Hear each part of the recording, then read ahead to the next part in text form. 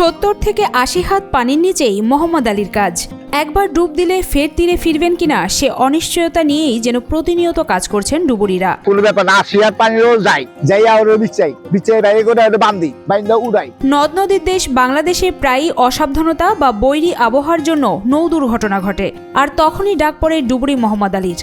নদীর তলদেশে জীবনের ঝুঁকি নিয়ে করেন উদ্ধারের কাজ। আমি যে বাথরুম শিখুনে নাই, দেখা গেল একটা লঞ্চ ডুবছে, আমি তল একটা টান হয়ে গেছে, তখন কি আমি বাথরুম না মরুম? দেখা গেল একটা পার ভাঙ্গা জায়গা মারি পার ভেঙে আটকে গেছে, পরে ওটা সাফ করে আবার উড়ি। পানির নিচে হারানো জিনিস খুঁজে বেড়ান তিনি। ঝুঁকিপূর্ণ এই কাজে নিয়োজিত থেকেও ক্লান্তিহীন কাজ করে যান ডুবুরি মোহাম্মদ। ওস্তাদের থেকে কাজ শিখে আস্তে আস্তে এই কাজে পারদর্শী হয়ে উঠেছেন। শুরুতে 10 থেকে 20 হাত পানির নিচে নামতে পারলেও এখন কমপক্ষে 70 থেকে 80 হাত গভীরে গিয়ে উদ্ধার কাজ করেন মোহাম্মদ আলী। আমার ছোট ছোট কাজিন আস্তে আস্তে ডুবাই তো গত সাড়ে নামো, ও ওস্তাদ নামো ধরা না, এই ডুবাই যাম আস্তে আস্তে 2 হাত 3 হাত পানি, আগে 10 হাত পানি, 5 হাত, তারপরে 20 হাত 25 হাত, তখন আল্লাহ 70 60 70 80 পানি বাঙল চলে জায়গা। সরকারি ডুবুরিরা কাজ না থাকলেও মাস শেষে বেতন পাচ্ছেন, কিন্তু প্রাইভেট ডুবুরিদের বেলায় কাজ করতে পারলেই কেবল পারিশ্রমিক জোটে।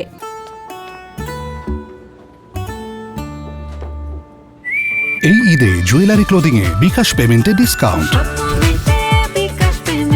না হলে কখনো কখনো বাড়ি ফিরতে হয় খালি হাতে। তবে আগে থেকে এখন বেসরকারি ডুবুরিদের কাজ কম হয় বলেও জানান তিনি। সরকারি কাম করে ওরা বেতন বেশি, ওরা তো সরকারি বয়া থাকলে বেতন, না থাকলে বেতন খারাপ। আমাকেও বেতন নাই, কোনো কিছু নাই। দুবাইয়া একটা মাল পাইলে উড়াইয়া আস্তে আস্তে নিয়ে বিক্রি করি। এই যে 5,000 6,000 7,000 টাকা সময়তে কামাই, সময়তে 100 টাকা কামাই। তেল খরচ পয়সা হয় না, এই কামাই দিয়া আবার পরের দিন কামাই যাই, কামে গেলে আবার হয়। সরকারি কাজের জন্য যদি তাকে ডাকা হয় তাহলে কাজ করার আগ্রহ প্রকাশ করেছেন মোহাম্মদ আলী।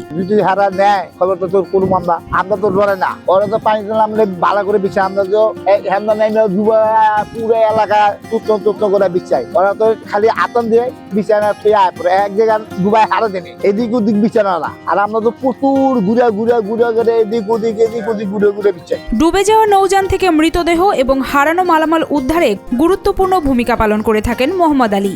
ডুবে যাওয়া মৃতদেহ উদ্ধার নিয়ে জানাচ্ছিলেন নানা ধরনের অভিজ্ঞতার কথা। ঘুরাগাড়ি যে লুয়া মুয়া উড়াই, এই আবি যে পাইছেন, এই যে এদি 300 করে এদি বালতি বুঝছি সব উড়াই, বুঝছেন? সব উড়াই উড়েছে 10-15 জন পাইছে। আমি কি এদিকে পোলাপান ঢুকছে পাইছে সব। এখানে একটা বাচ্চা পড়ছে, এই যে বর্ষার আগে, বুঝছেন? আর মানুষকে চিকারি কিছে ওই বাচ্চারা হপার পড়ছে, ভাই হপার পড়ছে বিচারাম যে দেখি যে উড়ালে মারা গেছে। আর বাচ্চা বাবা বোকা না আমার পোলাপান যাত্রা আছে, এই 1 ঘন্টা হয়েছে, 1 ঘন্টা বাচ্চা পোলাপান আপনার মাটির মরে আছে, পরে হাসপাতালে। 15 বছরের ডুবুরি পেশায় বিভিন্ন স্থানে গিয়ে উদ্ধার কাজ করেছেন, হয়েছেন অনেক ছোট বড় অনেক দুর্ঘটনার সাক্ষী।